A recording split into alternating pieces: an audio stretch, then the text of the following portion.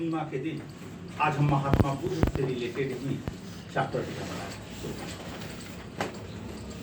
और यह बुद्ध पूर्णिमा क्यों मनाया जाता है, पहले हम इनकी जीवनी के बारे में देखिए। कोई व्यक्ति जन्म से महान नहीं बनता। वह जब जन्म लेता है तो कभी यह नहीं सोचा जा सकता कि आने वाले दिनों में, आने वाले भविष्य में वह क्या करेगा, नहीं करेगा। लेकिन जन्म के साथ उसकी की गई कृतियां और किए गए कार्य उसके अंतिम भविष्य को निश्चित। यह जिसे एशिया का ज्योतिपुंज के नाम से जाना जाता है, महात्मा बुद्ध, बचपन का नाम सिद्धार्थ, जिनका जन्म नेपाल के कपिलवस्तु के लुम्बिनी में हुआ था। इनके पिता वहां के राजा हुआ करते थे, सुदोधन नाम था, और यह सुदोधन वहां के राजा हुआ करते थे। और इनके दो पुत्रों में यह जो सिद्धार्थ हुआ करते थे, जन्म से ही इनको भौतिक सुख सुविधाओं में मन नहीं लगा करता था। भौतिक सुख सुविधाओं में मन नहीं लगने की वजह से हमेशा यह इनके पिता सुदोधन यही सोचा करते थे कि मेरा पुत्र आने वाले दिनों में यह राजकाज कैसे संभाल पाएगा। और यह इतने बड़े राजा के लड़के होने के बावजूद भी इनकी स्थिति थी कि यह कभी भी सुख सुविधाओं की जीवन व्यतीत करने के लिए सोचे तक नहीं थे। कारण यही हुआ जिसके चलते पिता ने 16 वर्ष की अवस्था में, ताकि घर गृहस्थी संभालना शुरू कर दे, इनकी शादी एक यशोधरा नामक कन्या से कर दी। 16 वर्ष की अवस्था में जैसे ही इनकी शादी यशोधरा से की जाती है, 1 साल बाद इनको एक राहुल नामक पुत्र रत्न की प्राप्ति होती है। और यह सांसारिक सुखों में फिर भी नहीं बंध पाते हैं और लगातार यही सोचते हैं कि मेरा जन्म किस लिए हुआ है। ये अपने जन्म के बारे में सोचने लगते हैं कि भाई मेरा जन्म इस धरती पर किस लिए हुआ है, यहाँ पर हम लोग क्यों आते हैं, आने का कारण क्या है, आने जाने की स्थिति क्या है। हालांकि हमारे धर्म में वैष्णव धर्म के रूप में जाना जाता है कि 9वें अवतार के रूप में, विष्णु के 9वें अवतार के रूप में भी महात्मा को माना जाता है, घटना जो भी हो। लेकिन यह शादी होने के बावजूद, एक बच्चा राहुल के होने के बावजूद भी इनको सांसारिक सुखों में मन नहीं लगा और लगातार यहाँ पर आने का कारण सोच रहे थे। और यही स्थिति हुई कि अंत में इन्होंने, कहा जाता है कि इस दुनिया में हर परिस्थितियों में कष्ट देखा। जैसे कि आपको एग्जाम में पूछा करता है कि इनके घर यानी गृह त्याग का कारण क्या बना। अतः इनकी गृह त्याग का कारण बना कि जब इन्होंने 100 को देखा तो भी लोगों को रोते बिलखते हुए देखा। जब वृद्ध को देखा तो देखे कि भाई बूढ़ा हो गया है, अब इसकी कष्टदायक जिंदगी व्यतीत हो रही है और फिर भी इसकी मोह माया छोड़ नहीं रही है। बीमार को देखा, वह भी तड़प रहा है, वह भी रो रहा है। और जब 100 को देखा तो वह भी देख रहा है कि भाई इसके साथ भी चलने वाले लोग रो रहे हैं और वह अब शांति से अपने धाम के लिए रवाना हो रहा है। यानी वृद्ध, बीमार और 100 को देखने के बाद इसकी अंतरात्मा अब हो गई कि इस धरती पर सुख है ही नहीं। इस धरती पर सुख खोजना हम लोगों के लिए सबसे बेकार की चीजें हैं, क्योंकि इस धरती पर सुख नहीं है। तब उनकी नजरें सन्यासी पर पड़ी, यानी वृद्ध, बीमार, 100 के बाद सन्यासी पर जब नजरें पड़ी तो सन्यासियों से बात करने के बाद इनको ऐसी अनुभूति हुई कि सन्यासियों से जब इन्होंने पूछा कि भाई आपका घर कहाँ है, आपके रहने का तरीका क्या है, आप क्यों ऐसे घूमते फिरते रहते हैं। और जब उन लोगों से, सन्यासियों से बातचीत हुई, वार्तालाप हुई, उन्होंने देखा कि इस धरती पर सबसे सुखी और सबसे बेहतर जिंदगी व्यतीत सन्यासी कर रहे हैं। और इन्होंने प्रण कर लिया कि मैं भी अपना घर द्वार को दुर्गा के त्याग करके और सन्यासी बन जाऊंगा। इस सन्यासी बनने के लिए महात्मा बुद्ध अब प्लान करने लगे। महात्मा बुद्ध अभी नहीं बने थे, अभी ये सिद्धार्थ ही हुआ करते थे, ताकि यह गृह त्याग के बाद, ज्ञान प्राप्ति के बाद महात्मा बुद्ध बनते हैं। और यह सिद्धार्थ लगातार अब यही सोच रहे हैं कि मैं घर कैसे छोड़ूं। लेकिन चूंकि शादी हो गया था, 12 बच्चे हो गए थे, अब थोड़ा सा प्रेम अपने पत्नी और बेटे से हुआ था। और यह स्वाभाविक है और सबके साथ यह घटनाएं हुआ करती है। और यह घटना सिद्धार्थ के साथ हुई। सिद्धार्थ को घर त्यागने की परिस्थिति जब इन्होंने प्रण कर लिया 29 वर्ष की अवस्था में कि मैं अब घर छोड़ दूंगा, एक रात ऐसी आई, यह अमावस्या की रात गृह त्याग और उनकी अमावस्या की रात को हुआ करती है, जबकि जन्म जो होता है बुध पूर्णिमा के दिन। अतः बुध पूर्णिमा की 3 घटनाएं होती है जो एक बार चर्चाएं करूंगा मैं। अतः हम देखते हैं कि अमावस की रात को अब इन्होंने प्लान कर लिया था, अपने पूरे दूत और अपने साथियों से प्लान कर दिया था कि मुझे अमावस की रात को घर को त्याग देना है।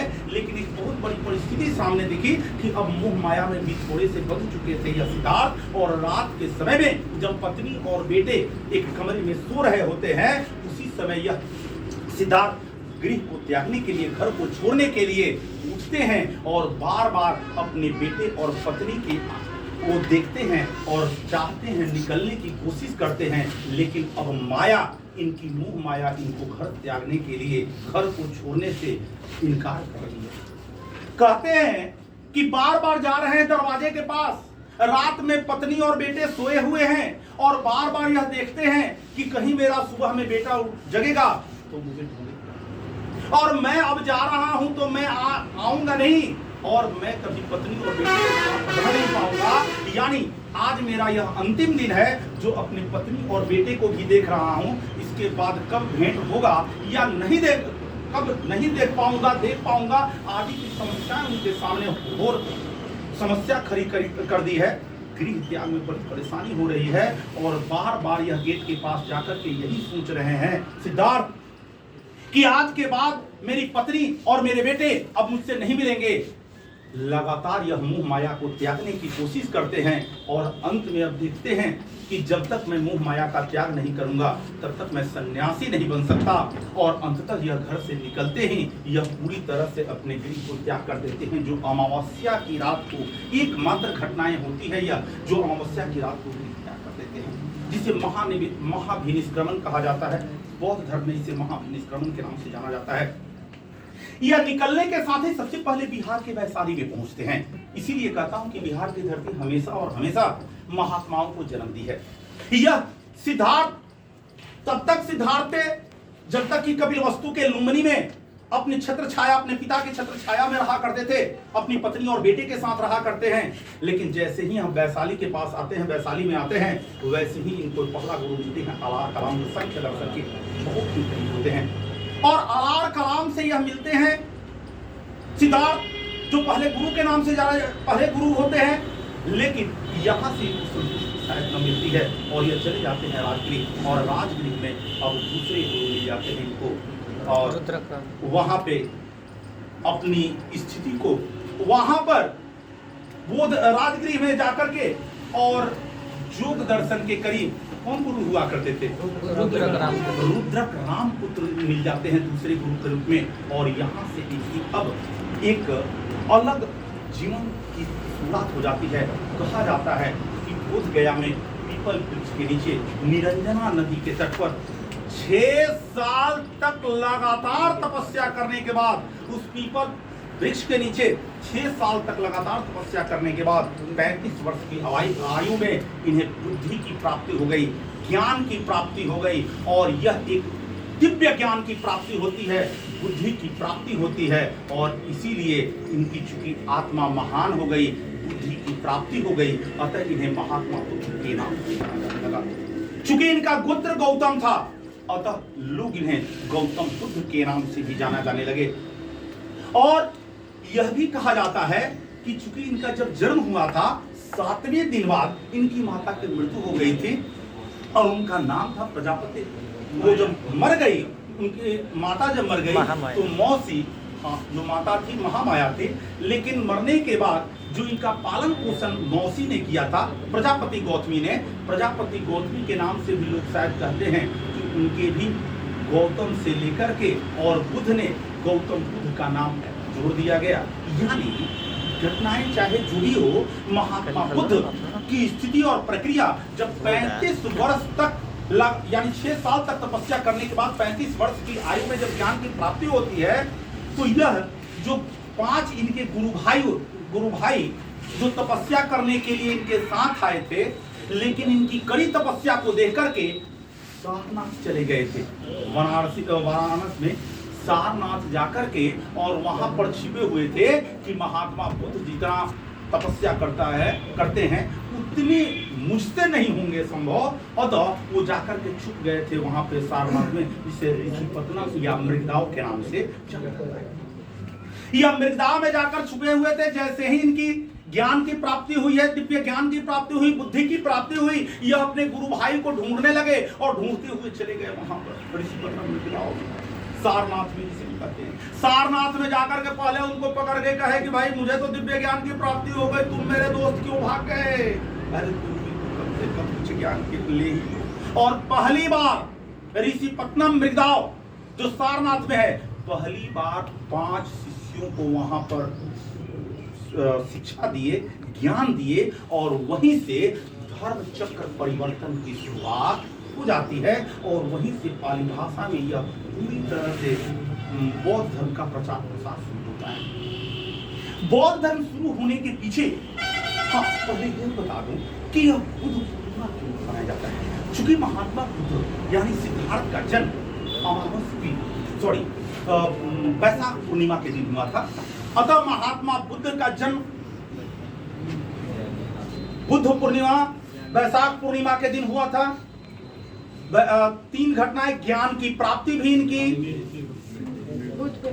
वैशाख पूर्णिमा के दिन हुई थी, और इनका वो निधन यानी हम लोग उसे निर्वाण या महापरिनिर्वाण के नाम से जानते हैं। बौद्ध धर्म में मृत्यु को महापरिनिर्वाण के नाम से जानते हैं। अतः महापरिनिर्वाण भी वैशाख पूर्णिमा के दिन हुआ था, जिसकी वजह से यह दिन बौद्ध धर्म के लिए सर्वोत्तम दिन के रूप में माना जाता है, और इसीलिए एक तरह से राष्ट्रीय छुट्टी जैसी स्थिति हो जाती है। और पूरे राष्ट्र के रूप में, चूंकि बुद्ध को एशिया का ज्योतिपुंज के नाम से जाना जाता है, अतः केवल बौद्ध धर्म भारत में नहीं, यह और एशिया के कई राज्यों में महत्वपूर्णता से आज भी प्रचारित प्रसारित है। और हमारे भारत यानी भारत पर शासन करने वाला इसी मगध का शासक अशोका द ग्रेट जब कम्मासो चंडासो के बाद धम्मासो यानी धर्म की नीति का पालन करता है, तो सबसे ज्यादा बौद्ध धर्म को प्रश्रय देता है। यहाँ तक कि अपने बेटे और बेटी महेंद्र एवं संघमित्रा को श्रीलंका भेजता है बौद्ध धर्म का प्रचार प्रसार करने के लिए। हालांकि वह सभी धर्मों को प्रश्रय देता है, लेकिन वह अपना व्यक्तिगत धर्म बौद्ध धर्म को ही मानता है, और शायद बौद्ध धर्म से ही प्रेरित होकर वह कम्मासो और चंडासो चंडाल का रूप धारण करने वाला अशोका द ग्रेट पूरी तरह से अब धर्म की नीति का पालन करने लगता है, अहिंसात्मक नीति का पालन करने लगता है, और यह देश धीरे धीरे अहिंसा की नीतियों की स्थिति में चला जाता है। मैं इस बिहार की धरती को इसलिए कह रहा हूं कि जिसका जन्म सिद्धार्थ का जन्म नेपाल के कपिलवस्तु के तराई में हुआ था, लुम्बिनी में हुआ था, वह व्यक्ति यहाँ आकर के यानी बिहार में आकर के महात्मा बन जाते हैं। और जिस गांधी को करमचंद गांधी के नाम से जानते हैं, वह भी यहीं पर आकर के यानी चंपारण सत्याग्रह 1917 में यहाँ पर आकर के, और वह भी महात्मा की उपाधि यहीं पर लेते हैं। और देश को पहला राष्ट्रपति देने वाला भी हमारा राजेंद्र प्रसाद यहीं छपरा सिवान से अब सिवान हो गया है से जाते हैं। और संविधान में सबसे महत्वपूर्ण भूमिका भी राजेंद्र प्रसाद की हुआ करती है। हालांकि प्रारूप समिति के अध्यक्ष डॉक्टर भीमराव अम्बेडकर हुआ करते हैं। स्थिति यही नहीं, पूर्वकालिक स्थितियों में जिस ग्रैंड ट्रंक रोड का निर्माण शेरशाह सूरी ने कराया था, सबसे पहले इस बिहार की धरती में ही ग्रैंड ट्रंक रोड के नींव डालने वाला चंद्रगुप्त मौर्य हुआ करते थे। और चंद्रगुप्त मौर्य का लड़का बिंदुसार और बिंदुसार के लड़के अशोका द ग्रेट हुआ करते थे। अशोका द ग्रेट न केवल भारत बल्कि विश्व के अन्य देशों पर इसके दादाजी भी चंद्रगुप्त मौर्य ने सेल्यूकस निकेटर को, जो ईरान फारस का था, 305 में सेल्यूकस निकेटर को पराजित करता है। और इस तरह से यह बिहार की धरती न केवल भारत बल्कि विश्व के देशों पर भी अपना कब्जा जमा किया। और यह महात्मा बुद्ध के बौद्ध धर्म को प्रश्रय देने में सबसे महत्वपूर्ण भूमिका अशोका द ग्रेट का रहा है। और निश्चित से महात्मा बुद्ध जो नेपाल के कपिलवस्तु के तराई में आम्रकुंज में साल वृक्ष के नीचे जिनका जन्म हुआ था, यह एशिया के ज्योतिपुंज के रूप में जाने गए। क्योंकि बौद्ध धर्म का प्रश्रय न केवल भारत बल्कि एशिया में विस्तृत रूप से फैला, और इस तरह से यह सिद्धार्थ जन्म लेने वाला महात्मा बनकर के और पूरे एशिया को अपने धर्म से पूरी तरह से आच्छादित कर दिया।